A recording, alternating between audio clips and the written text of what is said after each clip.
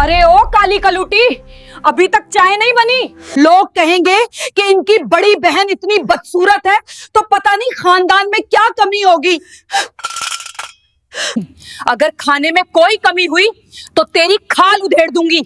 शहर के एक पुराने मोहल्ले में एक बहुत ही पुराना मकान था जिसकी दीवारों का प्लास्टर जगह जगह से उखड़ चुका था और उसी मकान की चारदीवारी के अंदर सकीना की पूरी दुनिया सिमटी हुई थी।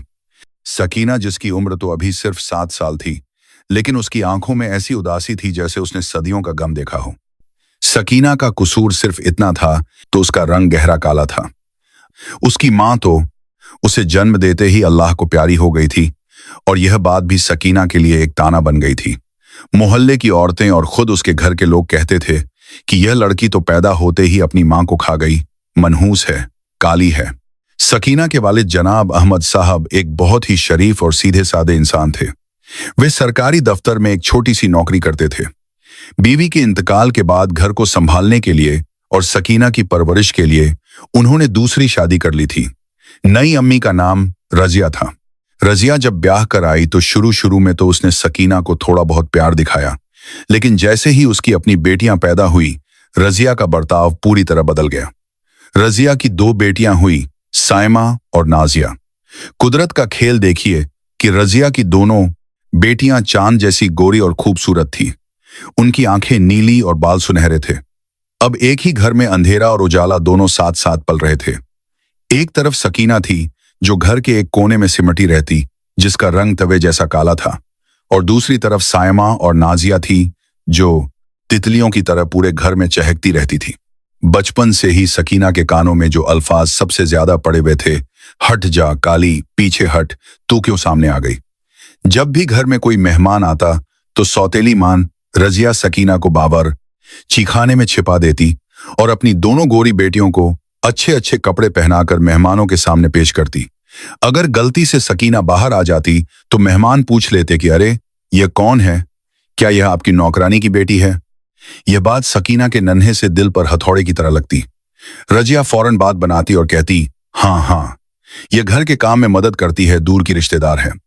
बाप अहमद साहब यह सब देखते, लेकिन वे अपनी तेज तर्रार बीवी के सामने कुछ बोलने की हिम्मत नहीं कर पाते थे। वे बस कभी कभी छुपकर सकीना के सर पर हाथ रख देते और कहते, बेटी दिल छोटा मत कर, अल्लाह सब देख रहा है। वक्त गुजरता गया और बच्चियां बड़ी होने लगी।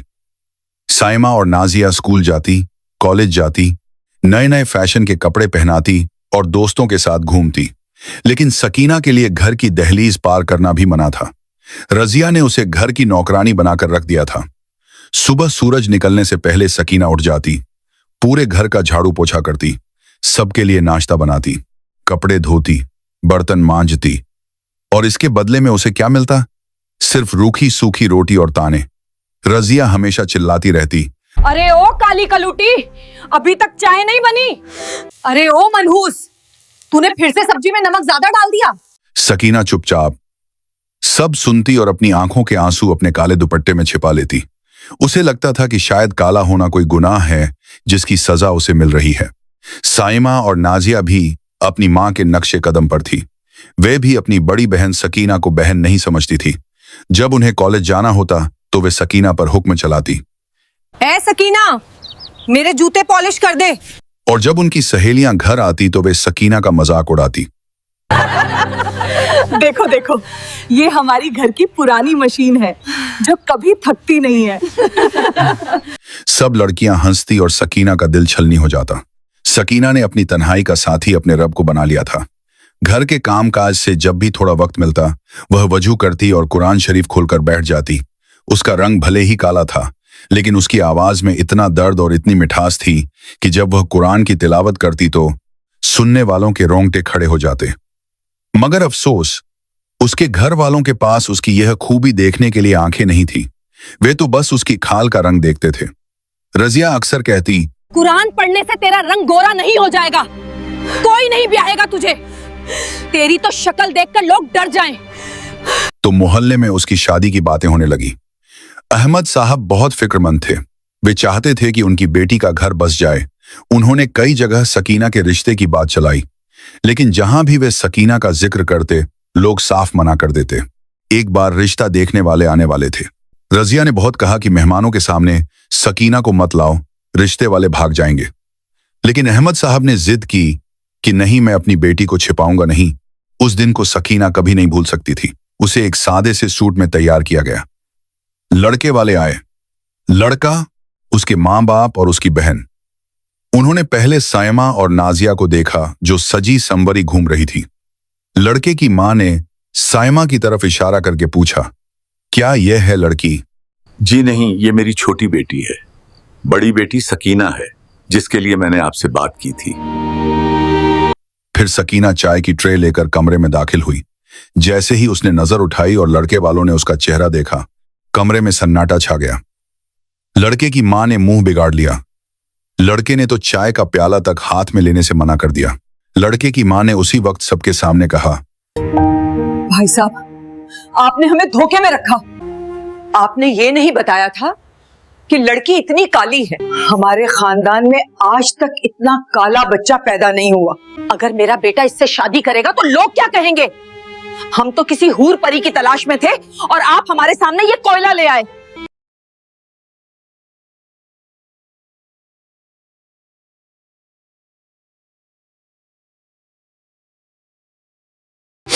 मेरी बेटी का रंग ही तो दबा है, लेकिन सीरत बहुत अच्छी है।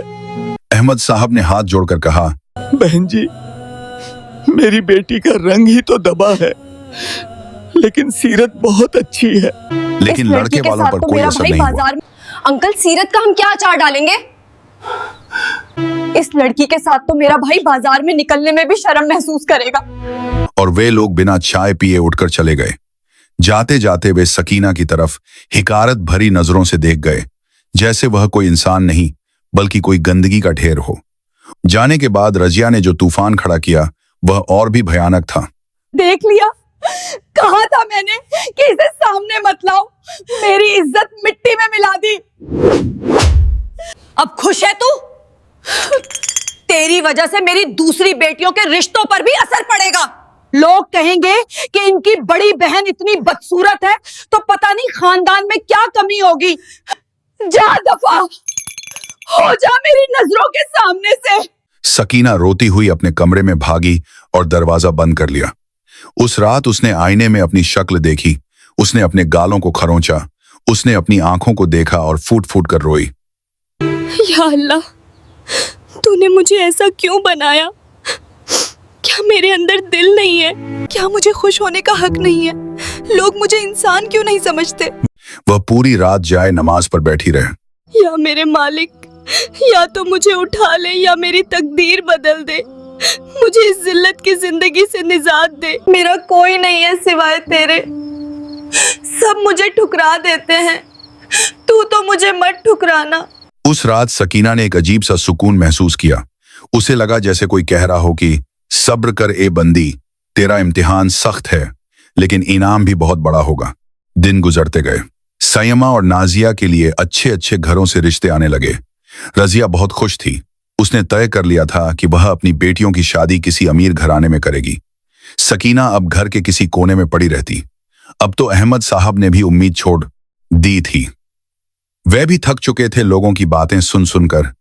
वे सोचने लगे थे कि शायद सकीना को पूरी जिंदगी इसी घर में बूढ़ा होना पड़ेगा। फिर एक दिन मोहल्ले में एक खबर आग की तरह फैल गई। पता चला कि शहर के सबसे बड़े सेठ, जिनका लंदन में बहुत बड़ा कारोबार है, उनका बेटा शादी के लिए वतन वापस आया है। उनका नाम हाजी सुलेमान था और उनके बेटे का नाम समीर था। लोग कहते थे कि समीर इतना खूबसूरत और अमीर है कि उसके लिए तो वजीर आला की बेटी भी लाइन में खड़ी हो जाए। हाजी सुलेमान का खानदान बहुत दीनदार और रईस था। वे लोग एक ऐसी लड़की की तलाश में थे जो घरेलू हो और दीनी हो। रजिया ने जब यह सुना तो उसके कान खड़े हो गए। उसने सोचा कि अगर मेरी बेटी सायमा या नाजिया की शादी समीर से हो जाए तो हमारी तो लॉटरी लग जाएगी, हम माला माल हो जाएंगे। उसने अहमद साहब के पीछे पड़कर किसी तरह बिचौलिए के जरिए अपना संदेशा हाजी सुलेमान के घर तक भिजवा दिया। उसे पूरा यकीन था कि उसकी बेटियों की खूबसूरती देखकर वे लोग इनकार नहीं कर पाएंगे। हैरानी की बात यह हुई कि हाजी सुलेमान की तरफ से जवाब आ गया कि वे लोग लड़की देखने आ रहे हैं। रजिया की खुशी का ठिकाना नहीं रहा। पूरे घर में जैसे ईद का जश्न शुरू हो गया। घर की पुताई करवाई गई, नए पर्दे लगाए गए। सायमा और नाजिया को ब्यूटी पार्लर भेजा गया ताकि वे और ज्यादा चमक सकें। तरह तरह के पकवान बनने की लिस्ट तैयार हुई, लेकिन इन सब तैयारियों का बोझ किस पर था? जाहिर है सकीना पर। खबरदार, जो तू उस दिन मेहमानों के सामने आई, तू बावर्ची खाने में रहेगी और वहीं से सारा खाना भिजवाएगी। और सुन, खाना ऐसा होना चाहिए कि मेहमान उंगलियां चाटते रह जाएं। अगर खाने में कोई कमी हुई तो तेरी खाल उधेड़ दूंगी। सकीना ने चुपचाप सर झुका लिया। उसके दिल में भी एक छोटी सी ख्वाहिश जागी कि कोई मुझे भी देखने आता।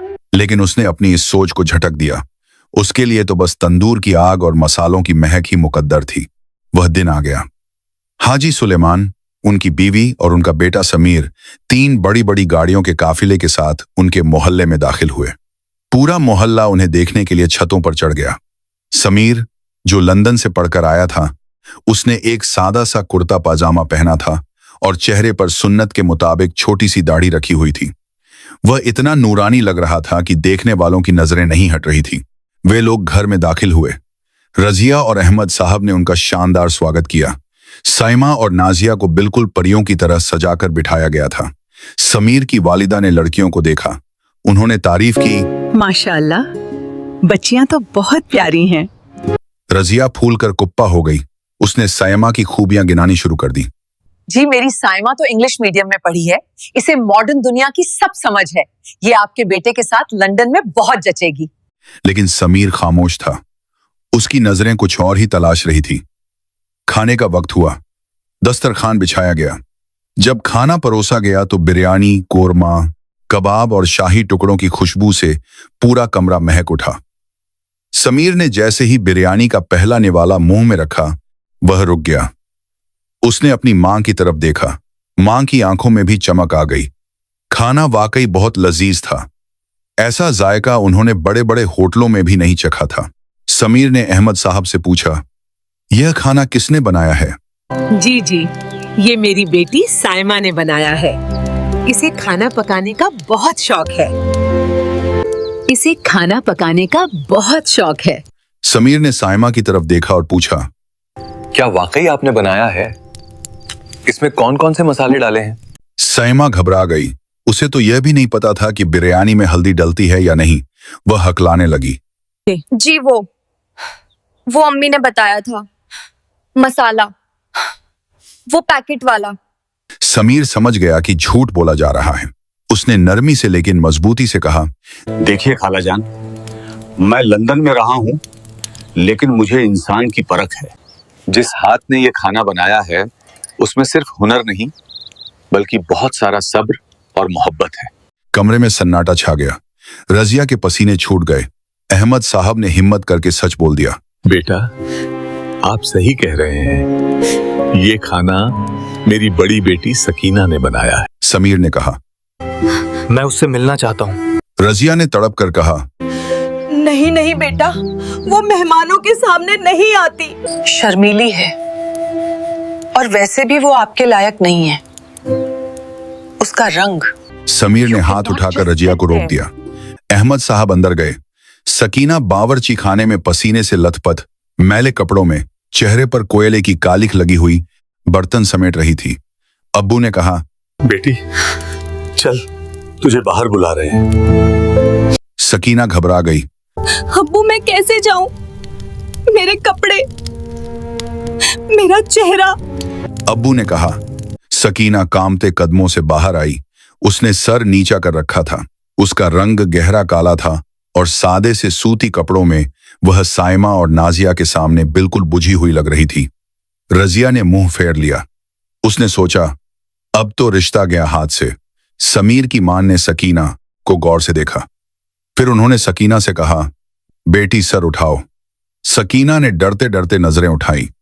उसकी बड़ी बड़ी काली आंखों में एक अजीब सी कशिश थी, एक पाकीज़गी थी जो शायद साइमा और नाजिया के मेकअप के नीचे दबे चेहरों में नहीं थी।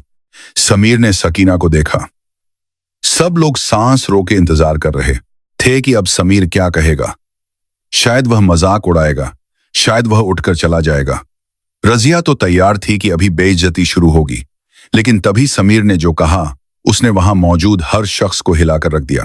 समीर ने अपनी मां से कहा, अम्मी जान, मुझे मेरी जीवन साथी मिल गई। मैं इसी लड़की से निकाह करूंगा। एक पल के लिए लगा जैसे वक्त रुक गया हो। रजिया को लगा उसने गलत सुना है। क्या? इस काली कलूटी से? समीर बेटा, तुम होश में तो हो? ये कोयला है, कोयला। तुम लंदन से आए हो, तुम्हें तो कोई मॉडल जैसी बीवी चाहिए। खाला जान, आप जिसे कोयला कह रही हैं, मुझे उसमें हीरा दिखाई दे रहा है। लंदन में मैंने बहुत गोरी चमड़ी देखी है, बहुत मेकअप वाले चेहरे, लेकिन मैं एक ऐसी बीवी की तलाश में था जिसके चेहरे पर नहीं बल्कि रूह पर नूर हो। जब मैं अंदर आ रहा था तो मैंने देखा कि एक कमरे में कोई लड़की कुरान की तिलावत कर रही थी। उसकी आवाज में जो दर्द था उसने मेरे दिल को छू लिया। फिर मैंने ये खाना खाया जिसमें खिदमत का स्वाद था। और अब जब मैंने इसकी आंखों में देखा तो मुझे हया और शर्म दिखाएगी जो आजकल बहुत कम मिलती है।